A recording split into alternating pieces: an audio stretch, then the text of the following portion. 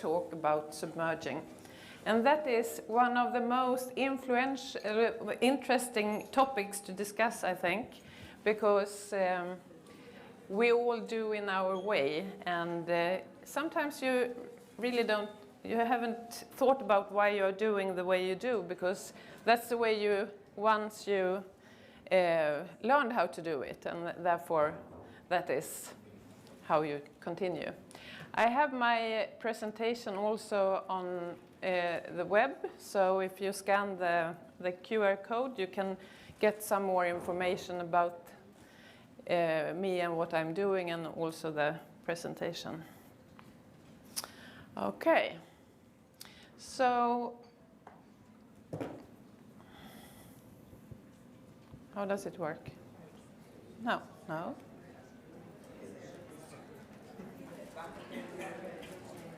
Thank you. Which one is it? That one? Yeah.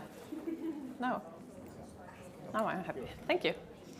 So, if we begin with the first question I want you to think about, it's why. If you submerge a baby, maybe you don't. Maybe you don't call it submerging. But if you do, can you think about why you are doing it? Just think in your head, why? Why is it important? Why? How can you tell the parents that this is a thing that you want to do in your education? And how are you doing it, and when? Is it important to do it in a certain way and a certain time? I think this can be a very interesting discussion to have during the lunch break as well. So talk with each other, because it's so fun to hear all the different variations. I think it's very important to think about the attachment process. As a teacher, you have a huge responsibility for what we are doing with the children in the water, because you are a very important person as a teacher, and the parent will listen to you because you are the expert. So they tend to do so much more than you actually think that they would do with a child, because they are going to do what you tell them, because they want to be good parents, of course, and they think that you know what you are doing. So the important thing is that you do. So when you, as a parent, and especially as a mother from the beginning, I have to make the difference there. It's very, very important that the parent can tune in its child. And with tuning in is to give the proper responses when the child sends a signal of some needs. And that could be that it's hungry, or wet, or tired, or just feel unsafe, or bored, or something like that. And as a parent, you always have to respond quickly. And you can see that when you look at the parent's face, and you can see that very instinctively the parents can do this from the beginning, in the most cases. If we let them, they can really, as soon as the child changes the face a little bit, you can see the same face in the parent. And the parent should then just give to the child that I'm here, you're safe, I will protect you, whatever happens. So whatever happens, I will be there.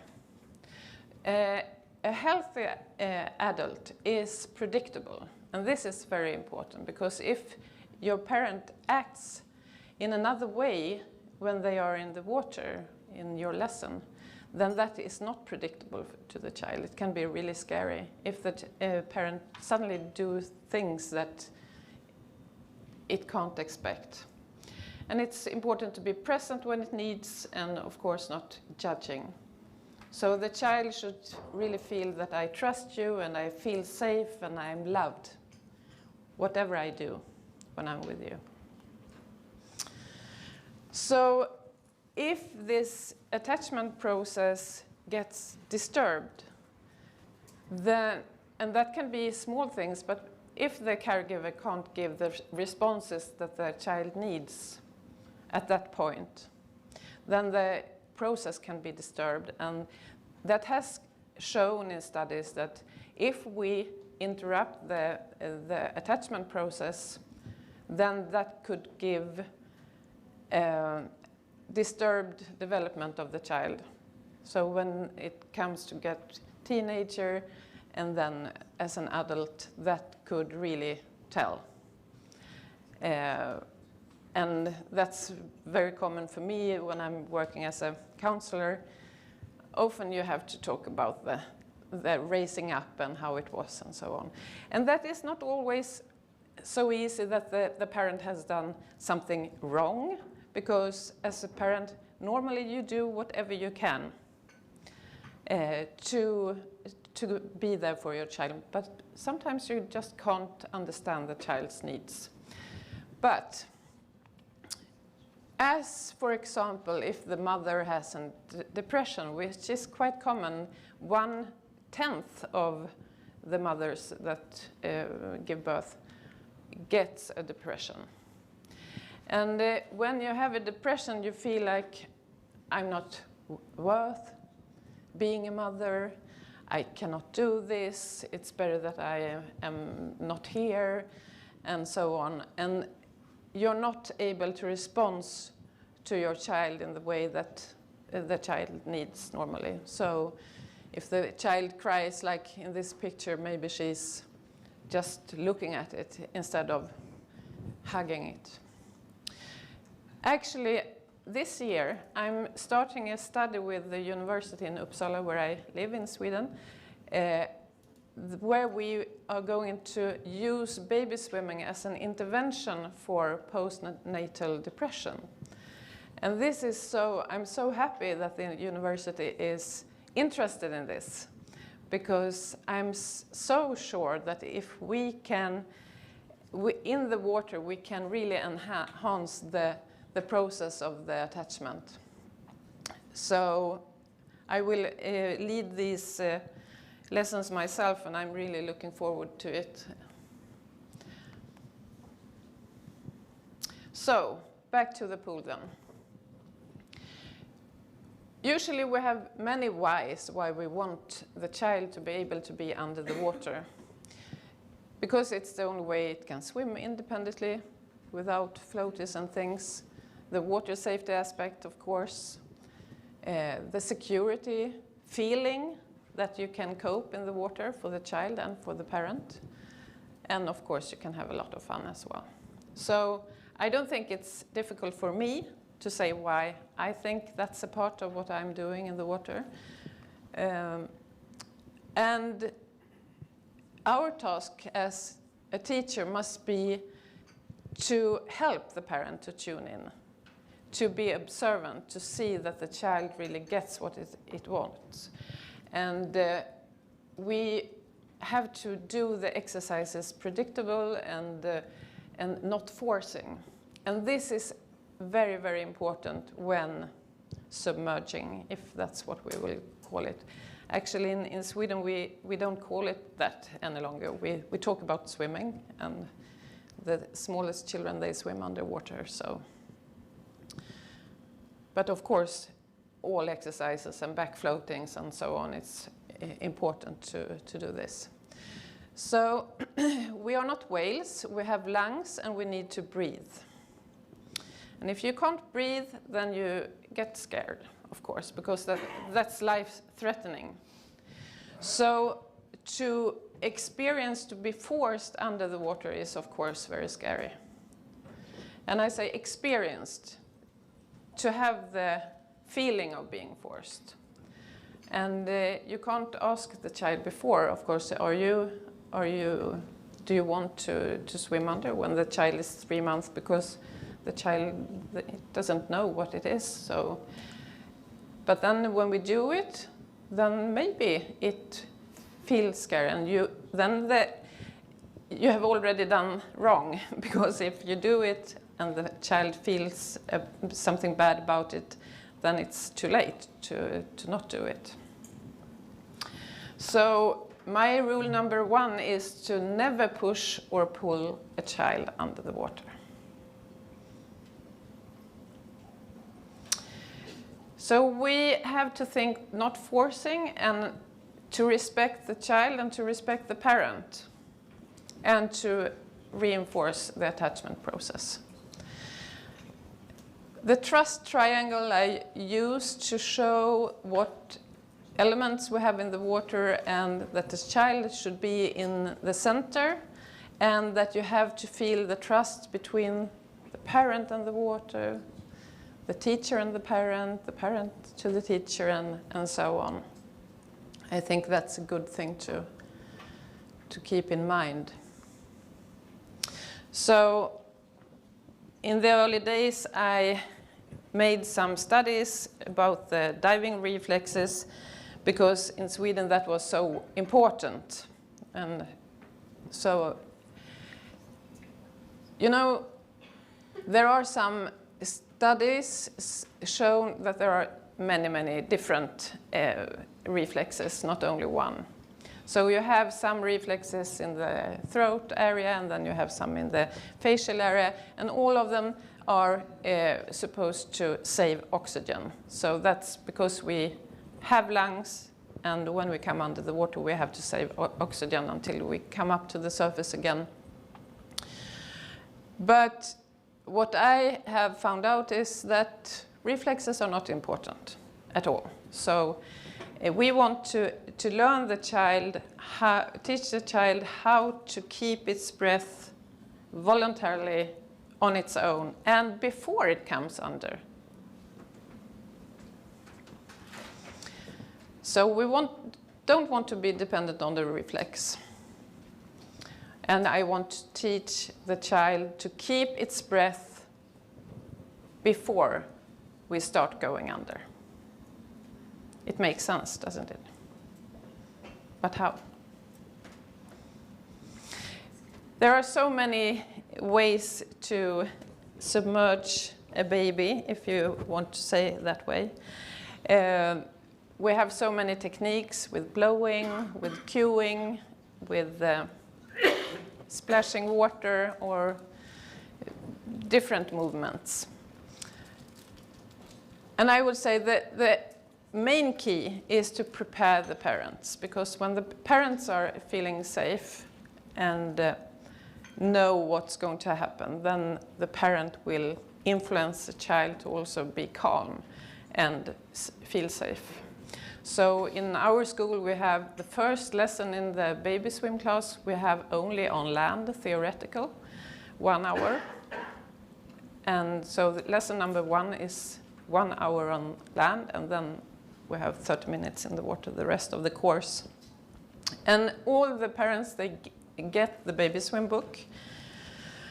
And yeah, that works very good for us, because then they know everything about our philosophy and about what we think about being underwater and not to forcing and everything. We can talk with them on land. So preparation. Information gives security. Okay, so to the hows and when, and what I think then. I'm thinking in 3 different phases. The first one is that the child gets used to get water over its face. And the second one is to beginning to come under the surface. And the third one is to swim with a purpose, with a goal. So I don't think that you should just take the child underwater without a purpose, swimming to something or from something. The first phase, we begin to pour water We check the reaction and then we increase the amount of water over their face until the child gets a whole bucket of water over the face. So it's really like it has to keep its breath. Otherwise, it couldn't go. It's the same thing as coming under actually, but it's not coming under. And we want the parents to be a good example as well. So from the first lesson, we expect the parents to go under as well.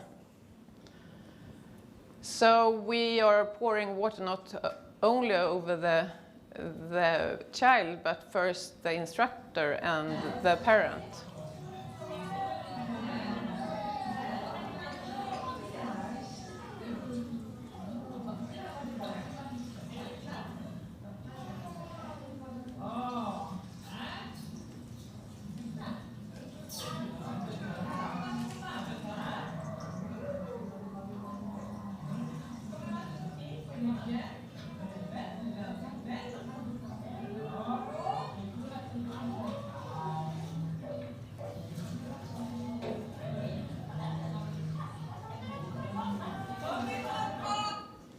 And actually, we are doing this for about 8 weeks. So no further progress with coming under or something like that. We have 10 lesson courses, and during the first course, we don't go under at all. So, in this way, we teach the child to keep its breath above the surface and gradually increasing the amount. Next phase, then we can let the child come under, just a brief dip. And it's important that the child always decides that itself.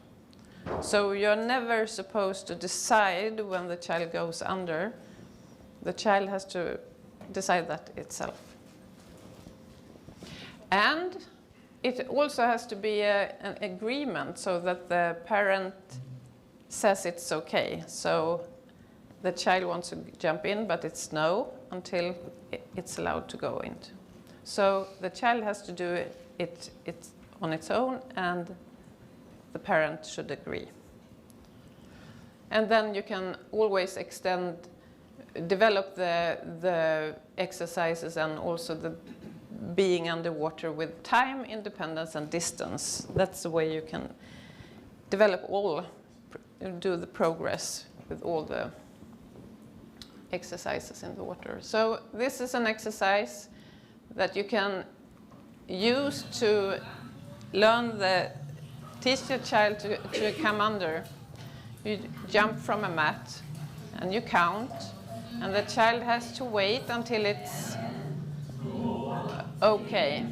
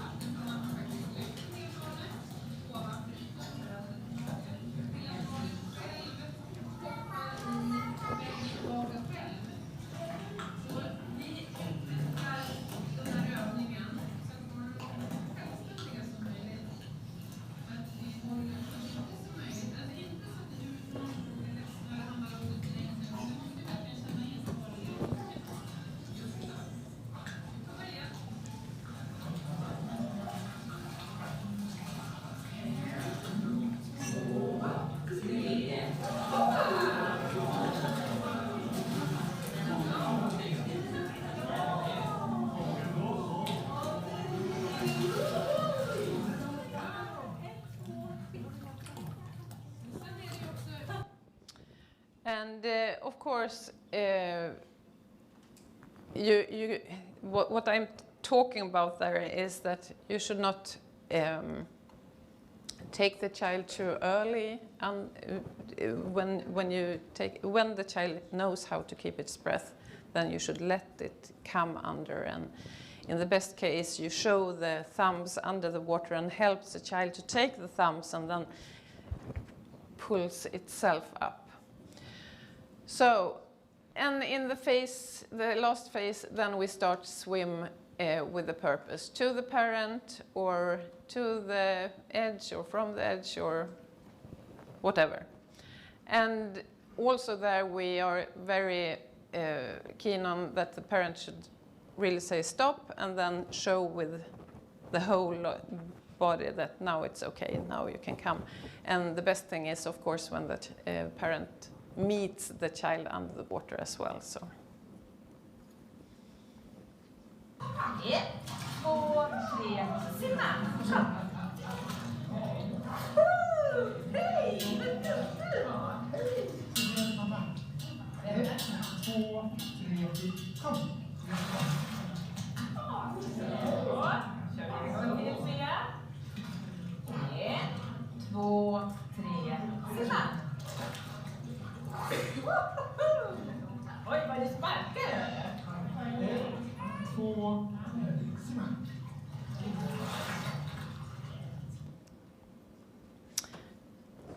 And then we use every opportunity that we have that the child should practice coming under when it learned how to do it.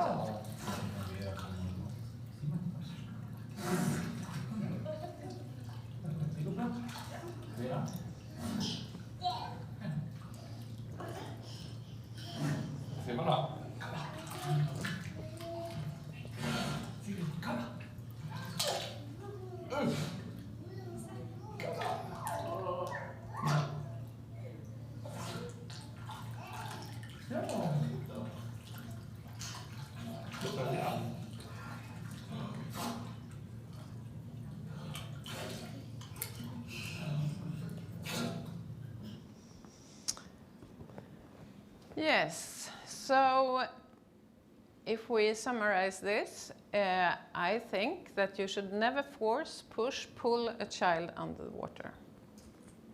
Respect the child and the parent and try to stimulate the attachment instead of being there trying to disturb it. Teach the child to hold its breath before coming under the first time. And always have an agreement. The child wants to swim and the parent allows it. And of course, the most important thing all the time is to have fun. So with this, I will thank you and welcome you to Sweden and the cold if you want to come. Well, thank you. Any questions?